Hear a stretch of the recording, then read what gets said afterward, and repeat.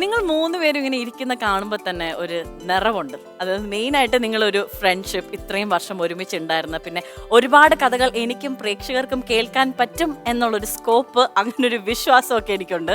അശോകേട്ടൻ്റെ ഒരു സ്റ്റൈൽ എപ്പോഴും ഭയങ്കര യുണീക്കായിട്ട് നമ്മൾ എല്ലാവരും കാണുന്നതാണ്. അത് സ്വന്തമായിട്ടൊക്കെ ഞാൻ കുറച്ച് എല്ലാവരും കാണിക്കുന്നതിനേക്കാൾ ഞാൻ കുറച്ച് ഡിഫറെൻ്റ് ആയിട്ടിരുന്നാലേ ശ്രദ്ധിക്കപ്പെടൂ അങ്ങനെ വിചാരിച്ച് ഉണ്ടാക്കിയെടുത്താണ്. അത് മുന്നേ അങ്ങനെ ഒരു യുണീക്നെസ് ഉള്ളതാണോ? ആ ഒരു സാധനം എങ്ങനെയാണ് ക്രിയേറ്റ് ചെയ്തത്? ഞാൻ ഉണ്ടാക്കിയെടുത്തൊന്നുമല്ല, അത് നമ്മള് സ്റ്റേജ് ചെയ്യുമ്പോൾ തുടങ്ങിയ ആ ഒരു സ്റ്റൈലാണ്. പിന്നെ സിനിമയിൽ വന്നപ്പോ അങ്ങനെ തന്നെ നമ്മൾ ഫോളോ ചെയ്തെന്ന് മാത്രമേ ഉള്ളൂ. ചേട്ടനൊരു ബ്രേക്ക് എന്ന പടമുള്ള മറ്റേ പാർവതി പരിണയം, അതിനകത്ത് അമ്മ അമ്മ അമ്മ ഇത് ശരിക്കും പറഞ്ഞിട്ടുണ്ടെങ്കിൽ ഷിബു ചക്രവർത്തി എഴുതിയിട്ട് പി ജി വിശ്വനാഥ് സാറ് ഡയറക്ട് ചെയ്തൊരു പടം. അപ്പോൾ ആ പടത്തിൽ ഇങ്ങനെ ഒരു ഭിക്ഷക്കാരനായിട്ട് അഭിനയിക്കണം എന്ന് എന്നോട് പറഞ്ഞു. അപ്പോൾ ഇതേ സമയത്ത് തന്നെ ഞാൻ ഗുരുവായൂർ ചാവക്കാടായിട്ട് ദിലീപ് ഒക്കെ ആയിട്ടൊരു പടം ചെയ്യുന്നുണ്ട്. അതിൽ കുറേ സീനുണ്ട്. ഇവിടുന്ന് പോയാൽ ഇവിടുന്ന് ചിലപ്പോൾ ഇല്ലാതായി പോകും എന്നുള്ളൊരു പേടി കൊടുത്തിട്ട് ഞാനത് ദിലീപിനോട് അതിൽ വിളിച്ചിരുന്നത് പോലെ പോണം ചേട്ടാ പോകണം അതിന് എന്ന്. അത് ആകെ 2-3 സീനുള്ളൂ ദിലീപേ, അത് പറ്റില്ല, അത് പോകണം, നല്ല ക്യാരക്ടറാണ്, അത് നല്ല രസമാണ്, അത് പടമായിട്ട് നല്ല കഥയുമായിട്ട് നല്ല ബന്ധമുള്ള ഒരു ക്യാരക്ടർ പറഞ്ഞിട്ട് അങ്ങനെ ഞാൻ പോയി. ദിലീപിൻ്റെ ഒരു നിർബന്ധം കൊണ്ട് പോയത് സത്യം പറഞ്ഞാൽ. അവിടെ ചെന്ന് കഴിഞ്ഞപ്പോൾ വിശ്വനാഥ് സാറ് എന്നെ കണ്ടപ്പോൾ പറഞ്ഞു ഇങ്ങനെ ഒരു ക്യാരക്ടറാണ്, ക്യാരക്ടറെ വിശദീകരിച്ച് ഒരു ഭിക്ഷക്കാരനാണ് വന്നിട്ട് എന്താണെന്ന് വെച്ചാൽ ഇതുള്ളൂ ഡയലോഗ് എന്ന് പറഞ്ഞു, ഇത് പറയണം എന്ന് പറഞ്ഞു. അപ്പോൾ ഞാൻ ചോദിച്ചു എന്തെങ്കിലും ഞാൻ അഡീഷണൽ പറഞ്ഞോട്ടെ, എന്ത് പറഞ്ഞാലും കുഴപ്പമില്ല, മെഡ്രാസിൽ ഒന്ന് ഡബ് ചെയ്ത് തന്നെ, ഇതാണ് കണ്ടീഷൻ. അപ്പം ഞാൻ എൻ്റെ വീടിൻ്റെ അടുത്ത് ബസിലിക്ക പള്ളി എന്ന പള്ളിയുടെ മുമ്പിൽ എപ്പോഴും ഒരു ഭിക്ഷക്കാരൻ കിടക്കും, സന്ധ്യാവെന്ന് തന്നെ ഭിക്ഷക്കാരൻ കിടക്കും. അയാൾ എൻ്റെ മനസ്സിലേക്ക് കയറി വന്നു, ആ ഭിക്ഷക്കാരൻ. അതാണ് കയറി വന്നപ്പോൾ ഞാൻ പെട്ടെന്ന് കൈകാലാവതില്ലാത്തവനാണ് ദൈവമേ, ഈ പാവപ്പെട്ടവരെന്തെങ്കിലും തരണേ, അമ്മ അമ്മ അമ്മ അമ്മ അമ്മോ. ഫുൾ നമ്പ്യാതിരായിരുന്നു ക്യാമറ. പുള്ളി ചിരിച്ചിട്ട് അത് വിറച്ചു. ബിഷപ്പൻ ചേട്ടൻ മതിലെ പിടിച്ചിരുന്ന് ചിരിക്കുകയാണ്. ഈസ്റ്റ്മാൻ ആണ് ചേട്ടൻ പ്രൊഡ്യൂസർ. പൂഴി മടലാണ് അവിടെ. പുള്ളി ഒരു സ്റ്റീൽ ചെയർമെന്ന് വീണു. ഫുൾ കയ്യടി അവിടെ ആൾക്കാർ ഈ ഡയലോഗില്. കാരണം അത് സ്ക്രിപ്റ്റിൽ ഇല്ലാത്ത ഡയലോഗാണ്. ഞാൻ പറഞ്ഞു എനിക്കൊന്നും ജീവിതത്തിൽ ആദ്യമായിട്ട് കിട്ടിയ ഒരു അവാർഡാണത്. ആ സീൻ അങ്ങനെ അവിടെ നിന്ന് റീടേക്ക് ചെയ്ത് 12 സീനാക്കി ഡെവലപ്പ് ചെയ്ത് ക്ലൈമാക്സ് വരെ കൊണ്ട്.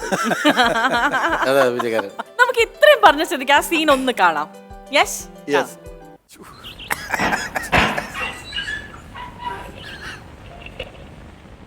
കൈകാലാവതില്ലാത്തവനാണ് ദൈവമേ, എന്തെങ്കിലും തരടേ, അമ്മ അമ്മോ അമ്മ അമ്മ അമ്മോ. അമ്മച്ചേ കൈകാലാവതില്ലാത്തവനാണ് ദൈവമേ, എന്തെങ്കിലും തരടേ, അമ്മ അമ്മോ അമ്മ അമ്മുമ്മോ. ചില്ലറയില്ലേ ചില്ലറ തരാം, ഒരു ആന്റിക്കാപ്പിടാണ് ദൈവമേ, അമ്മോ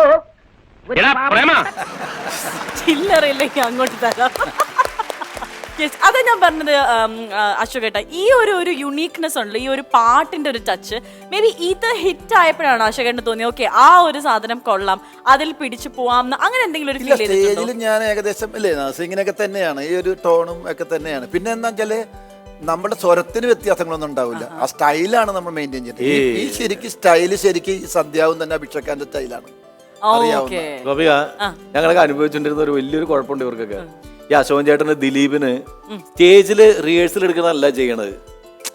നമ്മള് ആ സമയത്ത് ഇവരെന്തൊക്കെ ചെയ്തു കൂട്ടുന്നതെന്ന് അറിയാൻ പറ്റില്ല. അവസാനം നമ്മളെ ചിരിപ്പിച്ച് വേറൊരു വഴിക്ക് കൂടി ആക്കുന്ന തരത്തില് നമ്മളൊക്കെ എന്താ സ്റ്റേജിൽ എന്തെങ്കിലും സാധനം കൃത്യമായിട്ട് അതിനപ്പുറത്തേക്ക് വേറെ വലിയ കാര്യമായിട്ടുള്ള ഇംപ്രവൈസേഷൻ ഒന്നും ഉണ്ട്. പക്ഷെ ഇതുങ്ങൾ കയറി മേഞ്ഞ് പൂണ്ട് വളയാടിക്കൊണ്ടിരുന്നതാണ്. ഇപ്പോൾ ഞങ്ങളെല്ലാം ഒരുമിച്ചാണ് ഈ ഷൂട്ടിന് വരുമ്പോൾ ഒരു ഹോട്ടലിൽ താമസിക്കുന്നത്. അപ്പോൾ രാവിലെ ബ്രേക്ക്ഫാസ്റ്റ് കഴിക്കാൻ വേണ്ടി അശോകൻ ചേട്ടനും ഞാനും കൂടിയാണ് ഇരുന്നത്. അപ്പോൾ അശോകൻ ചേട്ടനൊരു 3 ഇഡലി കൊണ്ടുവച്ചു. അപ്പോൾ അവിടെ ഈ സെർവ് ചെയ്യാൻ നിൽക്കുന്നത് ഒരു ഹിന്ദി അറിയാവുന്ന ഒരു ലേഡിയാണ്. കുറച്ച് മലയാളമൊക്കെ അറിയാം. ഞാൻ നേരത്തെ അവിടെ താമസിച്ചുള്ളതുകൊണ്ട് അവർ ഹിന്ദിയാണെന്ന് അറിയാവുന്നതുകൊണ്ട് നമ്മൾ പിന്നെ ആ ഭാഗത്തേക്ക് സംസാരിക്കാൻ പോകാറില്ല. അവനാദ്യം ഒന്ന് നോക്കിയാണ്, അതാര് നോക്കിയെന്ന് മനസ്സിലായല്ലോ. അപ്പോൾ അത് വിട്ടു. അപ്പോൾ അവരിങ്ങനെ വന്ന് സംസാരിച്ചിട്ട് ചോദിച്ചു ഇനി എന്തെങ്കിലും വേണോ എന്ന് ഹിന്ദിയിലാണ് ചോദിച്ചത്. അത് മാത്രം എനിക്ക് മനസ്സിലായി. ഫുഡിൻ്റെ കാര്യം പറയുമ്പോൾ എനിക്ക് പെട്ടെന്ന് മനസ്സിലാവും. അപ്പോൾ അശ്വൻ ചേട്ടന് അത് അങ്ങോട്ട് പെട്ടെന്ന് കഥ അതുകൊണ്ട് അശ്വൻ ചോദിച്ചിട്ട് എന്താ ചോദിച്ചു. അപ്പം ഞാൻ പറഞ്ഞൊരു ഹിന്ദിക്കാരിയാണ്. പേരെന്താണ്? അപ്പോൾ അവൾ പറഞ്ഞു പൂജ. മലയാളം പറയുന്നുണ്ടല്ലോ, പൂജ എന്ന് മലയാളം പറയുന്നുണ്ടല്ലോ എന്ന്. അത് കഴിഞ്ഞ് അവർ ചോദിച്ചു ഇനി എന്തെങ്കിലും വേണ്ടി വരുമോ എന്ന്. അപ്പോൾ അശോകൻ ചേട്ടൻ അതിനാ ഷെഫ് വീട്ടിൽ പോകണമെന്ന്. കാരണം ഞങ്ങൾ അത്രയും എന്താ പറയാ ഒരു സ്പോണ്ടൈനായിട്ട് തമാശ പറയാന്ന് പറയണത്. ഇവരുടെയൊക്കെ ലൈഫിൽ വെറുതെ ഇരിക്കുമ്പോൾ പോലും ഇവർ പറയുന്നത് കൗണ്ടറുകളാണ്. ബോഡി ഗാർഡ് എന്ന് പറയുന്ന സിനിമ എഴുതിക്കൊണ്ടിരുന്നത് ഞാൻ താമസിക്കുന്ന ഒരു വില്ല കോമ്പൗണ്ട് ഉണ്ടായിരുന്നു. ആ വില്ലയുടെ തൊട്ട് ഫ്രണ്ടിലെ വില്ലയിൽ ഇരുന്നിട്ടാണ് ഈ സിദ്ദിഖ എഴുതിക്കൊണ്ടിരുന്നത്. അപ്പോൾ ഞാൻ വെറുതെ അങ്ങോട്ട് ചെന്ന് സിദ്ദിഖാനെ കാണാൻ വേണ്ടിയിട്ട് ചെന്ന് കഴിഞ്ഞപ്പോൾ സിദ്ദിഖ ആർക്കോ ഫോൺ ചെയ്യണം. ഹലോ, ഈ വഴി പറഞ്ഞു കൊടുക്കണം, ഈ വില്ലയിലേക്കുള്ള വഴി പറഞ്ഞു കൊടുക്കണം, ഞങ്ങൾ താമസിക്കുന്ന വില്ലയിൽ.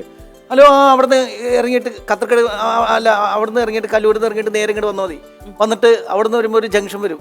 ആ ജംഗ്ഷനിൽ നിന്ന് റൈറ്റ് തിരിഞ്ഞിങ്ങോട്ട് വരുമ്പോൾ ഒരു വില്ല കോമ്പൗണ്ട് ആണ്. ഇല്ല പേരൊന്നും എഴുതി വെച്ചിട്ടില്ല, ഉള്ള ചീത്ത പേരാണ്, അതുകൊണ്ട് എഴുതി വെച്ചിട്ടില്ല. അതെന്താ സംഭവം എന്ന് വെച്ചാൽ ഈ കാലങ്ങളായിട്ട് മിമിക്രിയിൽ തമാശകൾ ഉണ്ടാക്കുക, എന്ത് കിട്ടിയാലും അതിൻ്റെ അകത്തൊരു തമാശ ഉണ്ട്. കണ്ടുപിടിക്കാൻ മാത്രമല്ല, ഉണ്ട്. നമ്മൾ ചിന്തിച്ചാൽ അത് കിട്ടും. അതങ്ങനെ വന്നിട്ട് ചില സമയത്ത് നമുക്ക് പ്രയോഗിക്കാൻ പറ്റില്ല, ചില സദസ്സിൽ ചില സിറ്റുവേഷനിൽ പറ്റില്ല. അങ്ങനെ ഉണ്ടാകുന്ന ഒരു കഴിവാണ് അത്.